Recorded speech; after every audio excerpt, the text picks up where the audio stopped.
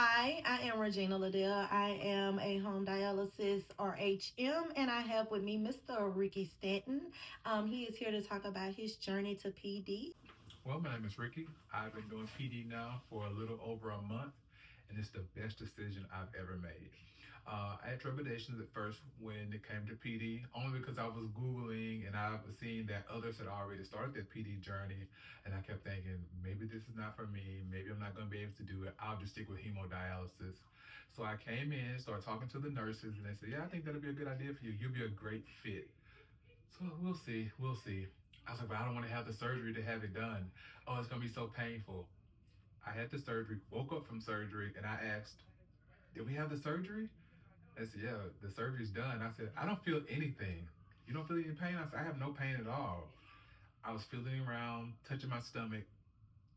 Oh, okay, okay, it's there. Oh, I feel nothing. No pain at all. Got up from surgery, got back to my room. I'm talking to them. They're like, so what's your pain level? I said, zero. They looked at me and said, oh, she said, I'm not surprised. We get that a lot. We just have to ask the question. I said, okay, cool. Yes, a zero. Got home, came in, did hemodialysis, let everyone know I am putting in my 2 weeks notice. I said, because in 2 weeks, I will start training on PD and I am out of here. Well, my 2 weeks turned into a month, but that's okay. I got my PD calf inserted around the holidays. I knew it was going to take time. Once training started in D'Iberville, Gulf Island, and the best staff you can ask for. I walked in speaking with Jay, who made me feel like I was a family member walking in there. I was so comfortable when I walked in. She said, you nervous? I said, a little bit. I said, we're going to get this done. She said, you're going to be fine. Come on in here. Start talking with Latira. She says, you're going to be great. You're going to love this. Start talking with Lynn, the social worker. I was speaking with Regina. I said, yes, I'm loving this. So sat down. We did our first manual exchange, and they looked, how do you feel? I said, I feel good. But of course, I was looking at things on social media, and someone said, oh, the manual exchange, it hurts. I felt no pain at all. Once we got everything in, she says, we're trying to get out so much, at least 85%. We got it all out, then some. She said, you ultrafiltrated. I was like, yes, we did. She said, we got it all out.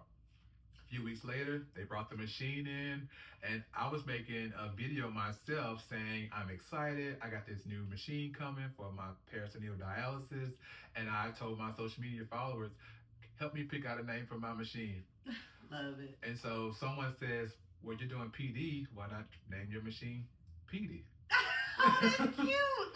And so I named my machine PD Filtration. Oh, wow, that is cute. Did not know that. And so when I got my machine home, I said, well, he's here. And I turned the camera around and I said, PD's home now. And so I got an entire room set up for my peritoneal boxes of the machine. I keep everything clean. And it's the best decision I've ever made when it came to my health. When I would leave hemodialysis, I would just go home and just go to sleep because I was so tired. I felt like someone was sucking the life out of me. And the first treatment at home doing PD dialysis, and I said, well, here we go. It's about to start. I was a little nervous. I was like, all right, infection rate has to stay down, airflow down, keep this clean, keep that clean, make sure all these things are done. And now it just comes second nature to me. Mm-hmm. And now if I need to do my dialysis in the morning, I'm getting my machine set up, I'm doing it in the morning. If I gotta do it in the afternoon, afternoon. If I want to do it at night before bed, I get myself set up, I'm going to bed doing my dialysis. It's just that easy. If you look up the bad when it comes to PD, you're gonna see the worst. But I promise you, if you keep that infection rate down, it's the best decision you ever made when it comes to your health. Because I'm not looking back. When I gave my notice to Jamie, she laughed at me, and I was like, "Yeah, I'm not coming back in here." I said because I'm going PD, and it has really been the best decision. I advocate for this. I became an advocate for it. I speak to those at physical therapy. The other day, I saw someone when I was doing an inchworm. My shirt came up after I got finished. She asked, "Are you on dialysis?" I said, "Yes, ma'am. I do peritoneal dialysis." She says, "Oh my God, you look fantastic." I said, "Yeah, dialysis isn't what it used to be, from my understanding." I said, "But this is life changing." Of course, it has its challenges.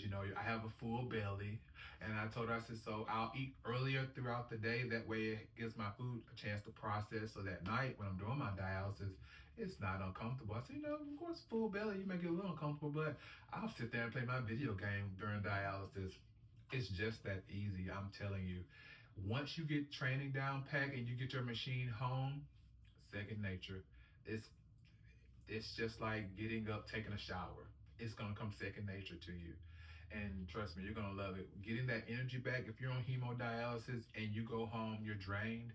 Once you switch over to PD, you start getting your energy back. Because when I was doing hemodialysis, I wasn't driving. I was too afraid to drive because I was too weak. I started back driving again. My exercise has become more intense, and I'm just starting to run again. When I went today to physical therapy, me, my trainer Rosemary, my PT tech Jennifer, we started me on the treadmill. She says, "You want to do your mile today?" I'm ready to do that mile, and I started running. I started running, and I wasn't short of breath like I normally would be. And so she says, "What do you owe that all to us?" I laughed and I said, "Well, my dialysis regimen has changed. I'm not doing hemo anymore. I'm doing peritoneal." She says, "You're telling everybody that." I said, "Yeah, I stretch that to anyone." And then I saw a gentleman who started PD. He's now doing physical therapy. He shook my hand. He says, "I was in there with you when you were sitting in that chair." He said, "I heard something you told the social worker and it stuck with me." I said, "Oh, yeah, what's that?" He said, "You looked at the social worker and said, 'I almost lost myself sitting in this chair, but I found a purpose.'" He said, "And your purpose is telling everyone your story." I said, "Well, my story is similar to those who are in that chair with me, but I refuse to give up." I said, "Failure was never an option." I had goals. I was almost 400 pounds at one point in life. Now I'm 218 pounds. I said, so failure was never an option for me. When my doctor sat me down and told me I need to lose weight, let's go. I would do what I have to do. Joined the gym, lost the weight. I said, now I had another obstacle come up, and I was like, at this point, I know now I have the tools. I'm not going to just sit back and just say, "Oh well, that's life." I said, "No, I'm driven." He said, and I see that. So now he goes to physical therapy, and we bump into each other. We have a conversation, and he said, "We're PD buddies," and I said, "I guess we are." And so I told him my PD story. He said, similar to his. He says, "But you have so much energy." I said, "We all have our bad days." I said, "But there's always tomorrow." Mm. I said, there's never a bad week unless you turn it into a bad week. I said, I've had days where I cried coming to dialysis. When I first walked in the door for hemodialysis, I had someone to usher me to the back because I said, "I don't want to go back there. I'm scared." No. She says, "What's wrong?" I said, "Everyone looks sick." And she leaned in to say, "But you're sick." I said, "Yeah, but I don't look like them." She says, "Then you're not going to look like anybody in here." She said, "Your worst fear is that chair." She said, "You're going to conquer that. You're going to let it beat you." I sat down and I closed my eyes, and they got me started with the needles. And I was like, okay, this is life. This is it. This is all I have. And so I met you. You came. Regina came into the clinic one day, and she came through. "Hey, everybody!" And I'm just sitting there in the chair, like, "Hey." I said, "She has so much energy," and she says, "Good to see you. Good to see you." I said, "Yeah, I want to start PD." She said, "Well, come on, see us. Come on. What you waiting for?" I said, "I don't know. I'm excited now." I went and saw the doctor the next week. When she came in, I said, "I think I want to do PD." She said, "What made you change your mind?" I said, "Well, if I can have that much energy with them having fun learning, oh yeah, sign me up." She said, "Okay." She said, "Well, you let me know if you seriously want to do it, and we'll get the ball rolling with the doctor." And I had my PD cap put in, and no pain at all. No pain. I was speaking with someone after I got my calf done in the chair, and she says, "I want to do it, but I'm scared of the pain." And I kept telling her, "No pain." I said, "I just had it done yesterday." She looked at me and she said, "Yesterday?"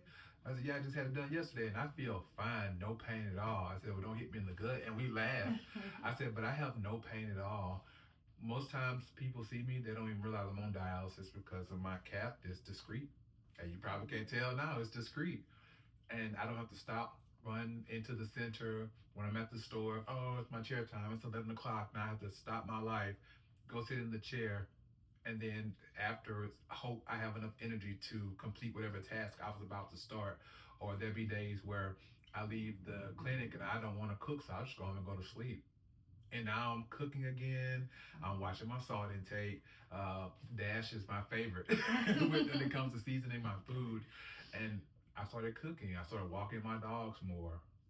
Life has changed with me doing PD now, like I said, a little over a month. It's like there's this, I don't say disconnect almost, where something bad happens in your life. You're like, okay, I take that, put in the box. I don't want to talk about it. Now I'm not saying chemo is the worst because it keeps us alive, but it drains you. It does. You don't have that same feeling when it comes to peritoneal dialysis. Whenever I speak about dialysis with anyone, I hear the worst of the worst when it comes to the stories. Oh my God, I watched this person do this. I watched this person shrivel up. I'm like, no, I feel fine. I'm lifting weights. I'm like, no, I don't lift as heavy as I used to. My doctor cleared me to lift a certain amount, and I do that. I said, no, I do more reps, and I'm okay with that. I lost the weight, and I want to keep the weight down. Of course, I adjust my diet and my fluid intake.